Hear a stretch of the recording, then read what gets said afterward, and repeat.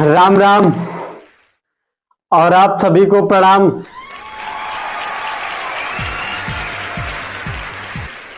मैं आपको बता रहा हूं, मैं इतना ज्यादा परेशान आदमी हूं, क्या बताऊं। सच में इसी परेशानी की वजह से मैं पैदा ही नहीं होना चाह रहा था, लेकिन मजबूरी में पैदा होना पड़ा।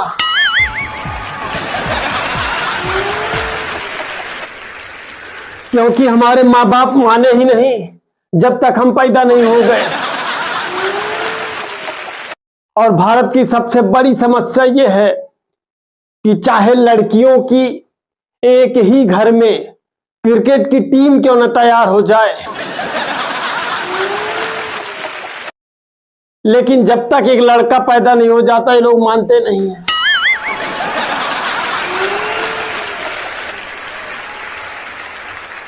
हाँ, मैं सच बता रहा हूं, जब तक एक लड़का नहीं पैदा हो जाएगा ये लोग निकालते रहेंगे।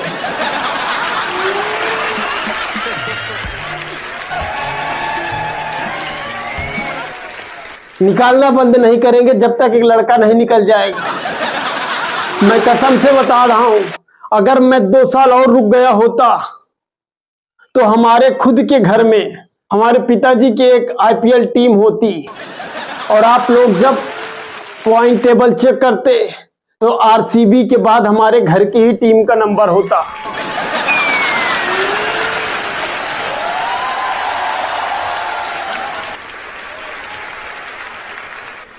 अच्छा, मैं 2 साल तक और इसलिए नहीं रुका क्योंकि मुझे पता हो गया था कि अब मुझे निकलना तो पड़ेगा, क्योंकि निकालने वाले तन मन से लगे हैं, बिल्कुल अड़ गए हैं जिद पे कि निकाल के ही मानेंगे।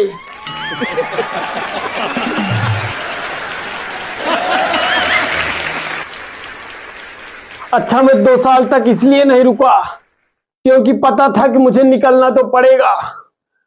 ऑलरेडी 8 लोग मुझसे पहले निकल चुके हैं।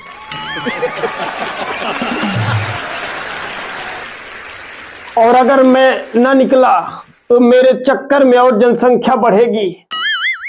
अंत में मुझे निकलना ही पड़ेगा, इसलिए 9वें नंबर पे मैं निकल आया।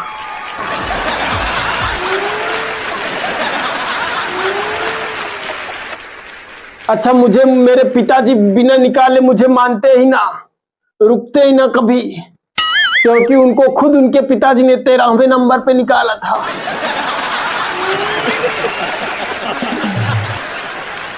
मैं आपको सच बता रहा हूं, पूरे भारतवर्ष में त्योहार आने पे खुशियां मनाई जाती हैं।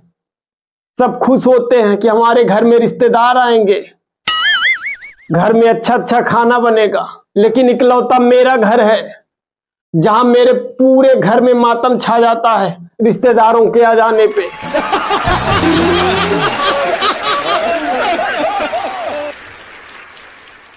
क्योंकि कोई भी त्योहार आए तो मेरे घर में सबसे पहले मेरी 8 बहनें आएंगी, और उनके साथ साथ उनके सबके पति भी आएंगे।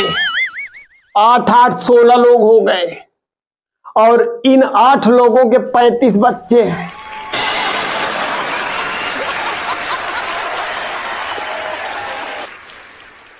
इतना ही नहीं, उसके बाद हमारी 12 बुआ भी आती है, और 12 बुआ के साथ साथ 12 फूफा जी भी आते हैं। उनके कुल 72 बच्चे।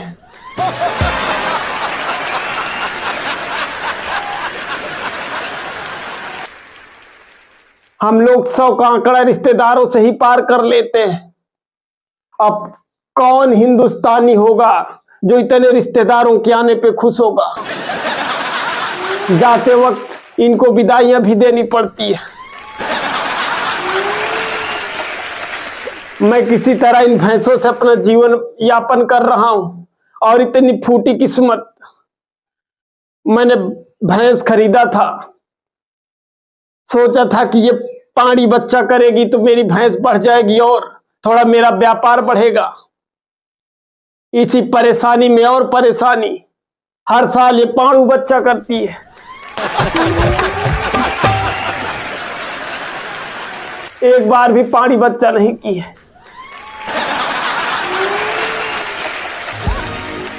मुझे ऐसी सजा मिल रही है। मैंने कौन था जुल्म किया? अपने पापा जी का वंश चलाने के लिए मेरे पापा जी ने मुझे फंसा दिया। एक बार मैं अपने परेशानियों से इतना तंग आ गया, मैं सोचा कि हमारे यहाँ जब इतने रिश्तेदार आते हैं, रहते हैं, रुकते हैं, खाने के लिए थालियां कम पड़ जाती है, तो केले के हरे हरे पत्ते काट के उसमें खाना खाना पड़ता है। तो क्यों ना हम भी कुछ दिन के लिए अपने ससुराल चले जाएं। और मैं उस परेशानी में और उस चिंता में पड़कर बिल्कुल काला हो गया।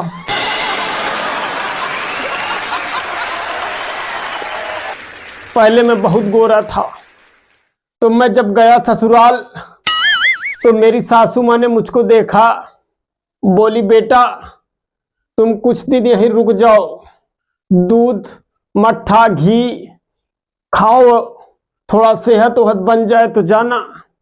मैंने कहा अरे सासू माँ क्या हुआ, अचानक बड़ी मुझ पे माया दिखा रही हैं।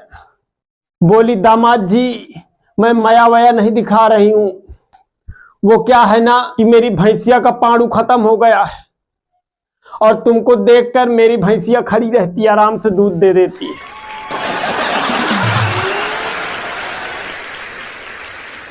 मेरी सासू माँ ने मेरी इतनी इज्जत से बेइज्जती की कि मैं चाह कर भी वहां नहीं रुक पाया।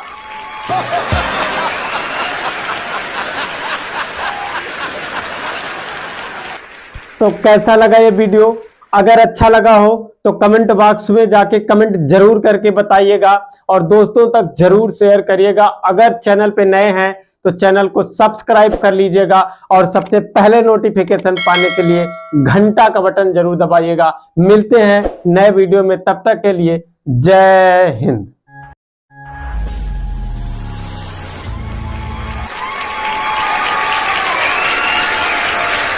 लोग कहते हैं कि सिर्फ दिल जलता है। अरे कभी धूप में खड़ी बाइक पे बैठ के देखो कि दिल के अलावा कुछ और भी जलता है।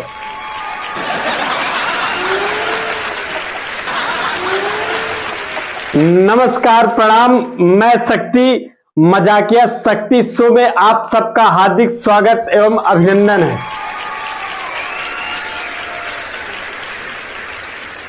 आपको बताऊं, ये जो मोटे लोग होते हैं ना, ये हमेशा सोचते रहते हैं कि क्या खाऊं कि मैं दुबला हो जाऊं, क्या खाऊं कि मैं दुबला हो जाऊं।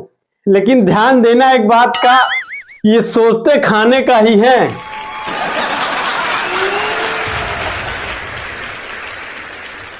और मेरे तो आज तक एक बात समझ में नहीं आई कि हम लोग कुछ भी खाएं, चाहे जितना कलरफुल खाएं, लेकिन पॉटी हमेशा पीली ही होती है।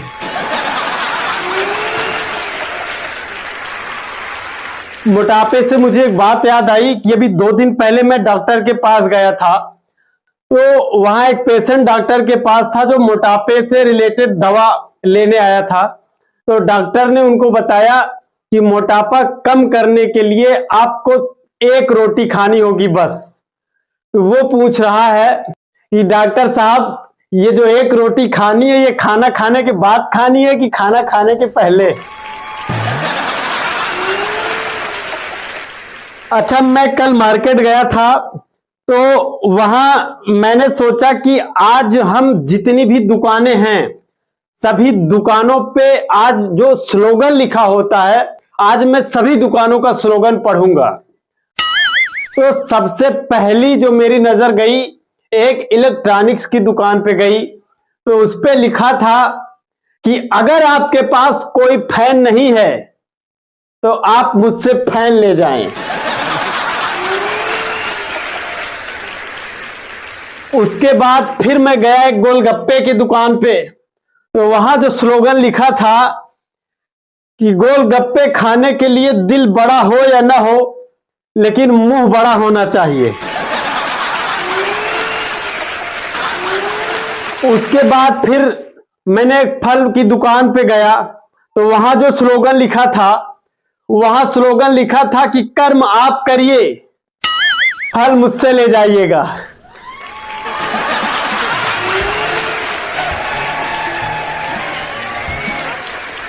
उसके बाद फिर मैं गया एक तेल की दुकान पे, तो वहां जो स्लोगन लिखा था, वहां लिखा था कि सिर्फ भगवान ही नहीं, हम भी बाल बाल बचाते हैं।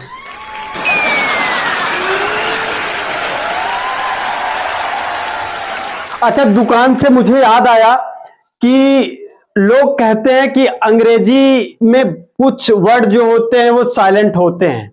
उनको पता होना चाहिए कि हिंदी के भी कुछ वर्ड्स ऐसे हैं जो साइलेंट होते हैं, कुछ शब्द हैं जो साइलेंट होते हैं, बस आप ध्यान नहीं देते।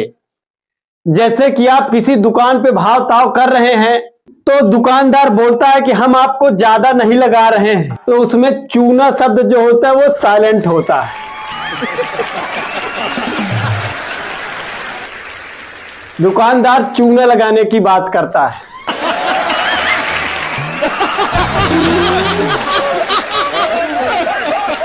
उसके बाद जब शादी विवाह तय होता है, तो जब लड़की वाले बोलते हैं कि हमारी बेटी गऊ है गऊ, तो आप समझिएगा कि उसमें सींग वाली जो है वो साइलेंट होता है।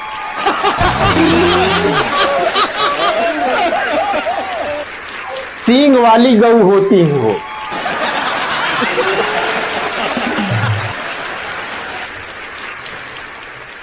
और इसके अलावा एक शब्द और साइलेंट होता है, आपको नहीं पता होगा।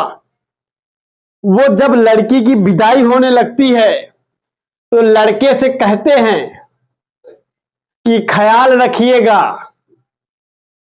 उसमें अपना शब्द साइलेंट होता है।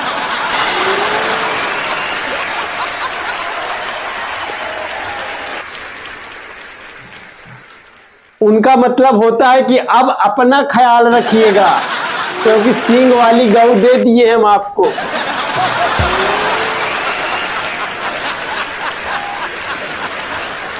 अच्छा, जब मैं मार्केट से आने लगा घर, तो बस से आ रहा था, तो बस का जो कंडक्टर था एक महिला से कह रहा है कि मैडम, इन तीनों बच्चों का टिकट लगेगा, आप इनकी उम्र बता दीजिए।